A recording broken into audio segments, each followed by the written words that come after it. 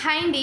ఒక కస్టమర్ వచ్చి normal plain క్లాత్‌ని తెచ్చి, వాళ్ళు ఇన్‌స్టాలో చూసిన మోడలో లేదా యూట్యూబ్‌లోనో, క్రోమ్‌లోనో చూసిన మోడల్ తెచ్చి సేమ్ యాజ్ టీజ్‌గా ఇదే మోడల్ కుట్టండి అని అంటూ ఉంటారు.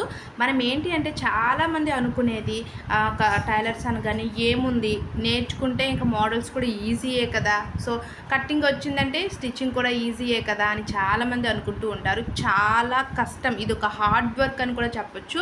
మనం ఏంటి అంటే చాలా ఏమంటారు ఒళ్ళు దగ్గర పెట్టుకొని చేయాలి. ఈ కటింగ్ అయినా, స్టిచ్చింగ్ అయినా.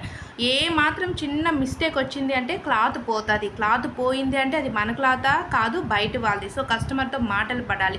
అందుకోసం ఏంటి అంటే మనము అంటే ఇంట్రెస్ట్‌గా పని నేర్చుకున్నాము అంటే దాన్ని అంతే ఇంట్రెస్ట్‌గా అమలు పరుచుకొని వాళ్ళ బట్టలు అంటే కస్టమర్ యొక్క బట్టలు నీట్‌గా స్టిచ్ చేసి ఇస్తే మనకి కూడా ఇంకా బెటర్ ఇంప్రూవ్‌మెంట్ ఉన్నట్టుగా ఉంటుంది. సో, మనకి ఇంకా ఇస్తూ ఉంటారు.